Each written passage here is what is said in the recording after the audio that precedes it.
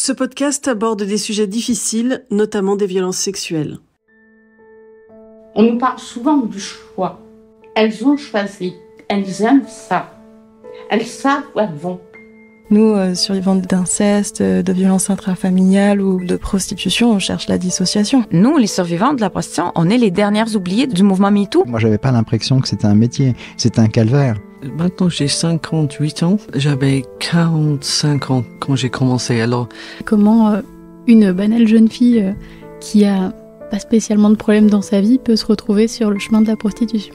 Je suis survivante de la rue, je suis survivante de la prostitution. J'avais envie de tout détruire, de casser toute ma vie. Je me retrouvais dans la prostitution de nouveau. On peut pas guérir le viol avec le viol. On a survécu. La vie en rouge, un podcast conçu et réalisé par des femmes ayant connu la prostitution. Épisode 2. Dans la prostitution, on cherche la dissociation. Je m'appelle Rosalie, j'ai 29 ans. J'ai été prostituée de mes 15 ans jusqu'à mes 21 ans. Moi, c'est Alexine, j'ai 27 ans. J'ai vécu dans la prostitution de mes 19 à 21 ans. Moi, ce qui m'a sorti de la prostitution, surtout de l'emprise de la prostitution, j'ai envie de dire, parce que c'est pas que une fois que t'es sortie que ça y est, tu t'es débarrassé, désintoxiqué de tous les actes, de tout ce qu'on t'a dit à l'intérieur, dans ce milieu, quoi. Moi, vraiment, c'est quand j'ai commencé à m'intéresser à de la politique. En premier lieu, moi, je me suis intéressée à l'anarchisme, et ça a été mon biais d'entrée pour le féminisme. MeToo, surtout MeToo, ça m'a explosé à la figure. Je sais pas combien d'heures j'ai passé à lire des textes, des tweets de femmes qui s'emparaient de ce hashtag sur Twitter pour parler de leur vécu, de leur agression sexuelle, et je m'y retrouvais. Et en même temps, j'étais mais c'est pas pareil, parce que elle le voyait pas venir, alors que moi, dans la prostitution, je m'y attendais, tu vois. Je sais que c'est une fatalité, ça va arriver, on va me faire du mal, et il faut que je fasse avec. J'avais vraiment l'impression d'aller à l'abattoir, mais il fallait que je me trouve des parades pour me dire que non, ça va. Quand j'étais dedans, en plein milieu, je me disais non, pleure pas, pas maintenant, tais-toi. Et j'étais horrible avec moi-même, et je pensais ça en même temps que ça se passait. Comment expliquer ça à des gens qui ne vivent pas ça, quoi? C'est compliqué. Et en fait, en écoutant des femmes parler de ça, je me suis intéressée de plus en plus au féminisme, et par pur hasard, il y a eu un documentaire qui est passé à ma fac, et c'était un documentaire sur Rosen. C'était la première fois que j'écoutais une femme anciennement prostituée dire que elle aussi, elle a vécu des violences sexuelles. Elle aussi, MeToo, tu vois. J'étais waouh. Enfin, la révélation, ça y est, il y a quelqu'un qui le dit, donc je suis pas seule, j'osais même pas le penser, tu vois. L'entendre dans la bouche de quelqu'un d'autre, ça m'a permis de prendre conscience qu'on a le droit. En fait, on a tellement supprimé mes émotions, nos émotions. J'ai l'impression qu'on a été plusieurs à le faire, le client, moi, ma famille, et donc le fait que quelqu'un d'autre me dise tu as le droit de dire que tu as vécu des horreurs, ça m'a redonné ma voix, moi, celle que j'avais continuellement essayé de censurer pendant la prostitution, pendant mon enfance, et là on me la redonnait, et c'est trop puissant. Moi, c'est quelque chose avec lequel j'ai encore beaucoup de difficultés de trouver ma voix, notamment parce que j'ai vécu vraiment des actes de torture et de violence extrêmes. Une fois, j'ai lu un texte et je me suis dit enfin quelqu'un qui a vécu un truc similaire à moi. En fait, moi je suis pas rentrée dans la prostitution directement, j'ai rencontré mon proxénète et ses amis, malheureusement. Et toute la période antérieure à la prostitution, ça a été une période de viol collectif et d'agression sexuelle très grave et très violente et très dégradante et humiliante pour moi. Et une fois que ça s'est passé, la période de prostitution, j'étais tellement dissociée, j'étais tellement malheureuse, j'avais tellement presque besoin d'estime de moi que, en fait, le fait de pouvoir être avec un seul homme, ça me donnait l'impression d'avoir une certaine valeur, en fait, et de pas être complètement morte, en fait. j'avais toujours un contrôle énorme de mon proxénète sur tout ce qui se passait, ce que je faisais, disais, etc. Il appelait les clients après pour savoir comment ça s'était passé. Il pouvait attendre devant la porte ou alors il attendait dans la voiture devant la maison de la personne. Ce qui faisait que moi, le moindre impression que quelqu'un en avait quelque chose à faire de moi, ça me donnait de la force pour avancer. Je me souviens d'une fois où j'étais vraiment au bord de la mort et il y a quelqu'un qui a mis une couverture sur moi et je me suis dit ok, bon, il y a quelqu'un au moins qui s'en fiche pas. Une couverture, hein. Pour ce qu'il venait de faire, je pense que les fois, en fait, où après, quand j'avais plus de proxénète, je me retrouvais toujours à être moins importante que le client. Au début, quand j'y allais, je me disais, je vais trouver quelqu'un, ça va être facile, je vais être super forte, je vais être belle, je vais être sexy, je vais être je sais pas quoi, je vais les attirer comme du miel avec des mouches avec du miel ou je sais pas, quelque chose comme ça, quoi. Et puis quand j'arrivais dans la situation en elle-même, je perdais tous mes moyens et en fait, il y avait toujours un rapport de force tellement énorme du client fort et moi faible que je me retrouvais toujours à faire des trucs que je voulais pas faire, à dire n'importe quoi, à subir tout et n'importe quoi. Et du coup, j'étais pas dans une meilleure situation qu'avec un proxénète. Et c'est difficile en fait de parler de tout ça et c'est très difficile de parler des événements qui se sont passés parce que mon proxénète avait vraiment une capacité de violence et un appel à la violence permanent. Et c'est ça qui donne l'impression qu'on est seul au monde, parce que parler de violence avec les autres, c'est pas très facile en fait. Les gens sont très très très très vite limités dans leur capacité à écouter. Et je les comprends. Mais c'était vraiment difficile de trouver sa voix en fait. Pour ça aussi que ça m'intéresse de faire ce podcast. Ça me fait penser qu'on peut faire le parallèle entre l'enfance et enfin non, pas toi, l'âge adulte, vu que tu as été prostituée mineure. On nous a habitués à de la violence avec quelques miettes de gentillesse par-ci par-là. Nous, on s'accroche à les toutes petites miettes pour essayer de tenir le coup et d'aller bien, tout en essayant d'ignorer le reste super néfaste qui est en train de nous construire dans notre identité. Et en fait, on grandit avec une identité complètement scindée. Le bien et le mal, ils sont un petit peu à l'envers.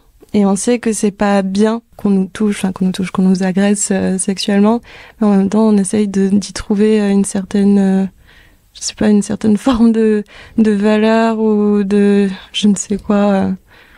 Quelque chose qu'on n'a pas ailleurs, en fait. La vraie affection, en fait, qu'on aurait dû recevoir.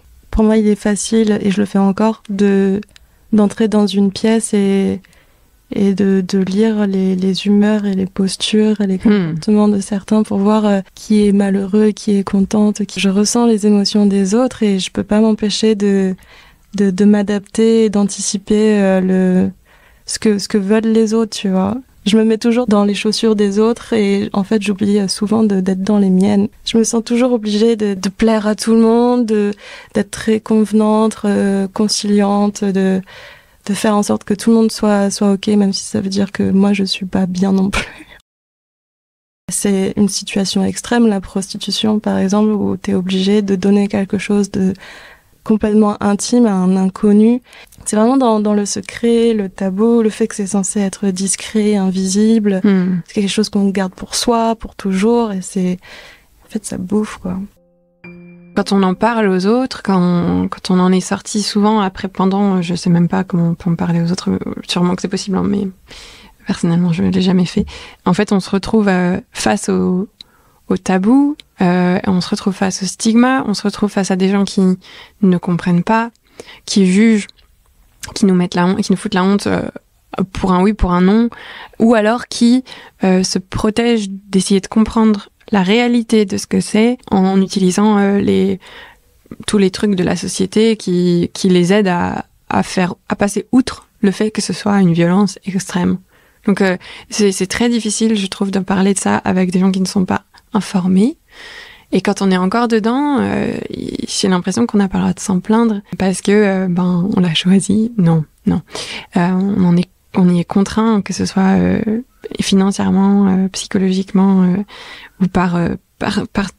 plein de contraintes différentes, il y a plein de choses qui peuvent mener à la prostitution, mais c'est ça qui est compliqué, je trouve, de justement toujours avoir à déconstruire en fait la pensée de l'autre en face de soi pour pouvoir parler de prostitution, et c'est pour ça que c'est agréable de parler à des personnes qui ont survécu, parce que pour une fois on peut ne pas avoir à toujours déconstruire la pensée de l'autre, ne pas toujours se trouver face à quelqu'un qui t'explique que si tu l'as fait, c'est que c'était bien, que t'avais envie. Pas très librement, parce qu'en fait, toutes les deux, on sait ce que c'est, donc il n'y a pas à devoir expliquer à quelqu'un qui sait pas ce que c'est la réalité dont on parle, en fait, alors que nous, ça a été notre quotidien. Ouais, c'est clair. T'as dit que t'avais pas connu de sexualité en dehors des agressions. Moi, c'est comme ça que je m'en suis sortie. C'est-à-dire que j'ai trouvé un copain. J'ai trouvé un petit ami. J'avais 21 ans.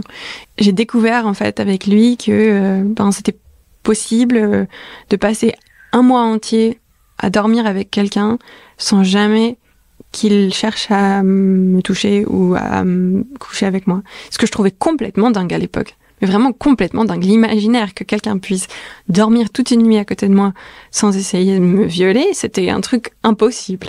Donc quand c'est arrivé, j'étais là, mais il est pas mal en fait, ce mec. Et bon, il a plein d'autres qualités. Ça me paraissait dingue, et en fait, ça m'a ouvert une porte. Ça m'a donné une idée que quelque chose d'autre existait en fait, que je pouvais avoir une sexualité qui était complètement différente, et puis du coup, je m'en suis donné à cœur joie, et puis c'était génial. Pendant toute une longue période, ça a été une belle période, et une période pour moi de retrouvailles, de désir, de plaisir, de joie, de partager ça toujours avec la même personne aussi, toujours avoir à changer de personne, c'était insupportable. On les rencontre une fois, on les revoit plus jamais. J'ai une personne qui m'a dit une fois que elle se sentait sale après un coup d'un soir. Alors elle pouvait comprendre que un coup d'un soir avec la prostitution ajoutée, donc un échange d'argent, c'était encore pire, ce qui est vrai, puisqu'on ne sait rien des clients, on les rencontre, on couche avec, on s'en va. On sait pas comment ils s'appellent, on sait pas moi je me souviens pas de leur tête. C'est assez spécial parce que j'ai discuté avec énormément de survivantes de la prostitution à l'international. Il y en a pas mal qui me disent, moi j'étais tout le temps droguée, j'ai fait plein de blackouts, je me souviens pas de leur visage et tout. Alors que moi c'est tout le contraire, en fait, je me souviens exactement de leur visage. C'est atroce. En fait, moi, par rapport à l'inceste, c'est pas exactement l'amnésie, c'est surtout une hypermnésie. Je passe mon temps à repenser au passé, à des scènes en permanence. Et moi, je n'étais pas droguée ou je buvais pas pendant la prostitution parce que je le faisais après, quand j'allais mal. Parce que quand j'étais dans la prostitution, j'étais dissociée, donc j'avais pas mal, j'étais coupée de mes émotions en général. Enfin, j'essayais du moins, du mieux que je pouvais. Et c'est une fois que je sortais que j'allais mal et que je laissais sortir les pleurs, la douleur. Je faisais n'importe quoi, je faisais des teufs, je buvais jusqu'à parfois avoir des blackouts. Je me rappelle de l'emplacement des appartements, quelle couleur était ce truc, qu'est-ce qui passait à la télé. Je fais attention à tous les détails autres que ce qui se passe maintenant. Tu vois, la passe en lui-même. Enfin, la passe. J'ai utilisé ce terme quand j'étais dedans, mais... Ouais, moi non plus. Mais ni le terme prostitution, d'ailleurs. Moi, je n'étais pas appelée prostituée, à part par les clients, qui, du coup, m'insultaient, mais les autres personnes m'appelaient prostituée. Moi, je disais juste étudiante en manque d'argent. C'est tout. Je fais rien d'autre. J'osais même pas dire escorte. Je suis mais escorte, c'est quand même connoté prostitution. Moi, je suis pas une prostituée, moi. Je fais ça... pour quelques semaines, c'est tout. Ouais, je suis restée 2 ans.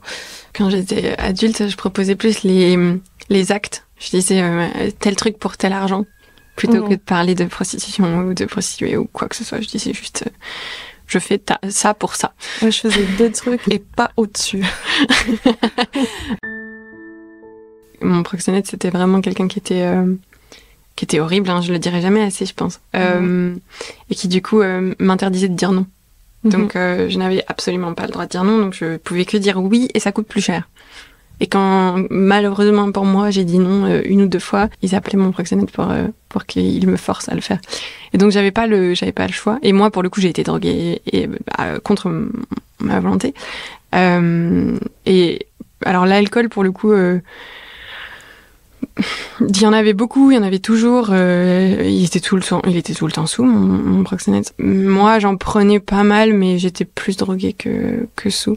Après, c'est ça qui est compliqué, c'est que j'avais beaucoup de black-out, hein, j'en ai eu beaucoup. Mais mon proxénète avait trouvé des solutions pour que j'en fasse pas, pour que je tombe pas dans les pommes. Et j'avais presque l'impression qu'il faisait ça pour que les clients ne puissent pas aller trop loin, parce qu'il avait parfois un peu peur de à quel point les clients pouvaient s'embarquer dans des idées, dans des concepts. Il y avait des limites, mais alors je vous dis pas les limites, quoi. Aussi. Ouais, c'est ça. C'était un peu, je la protège, quoi.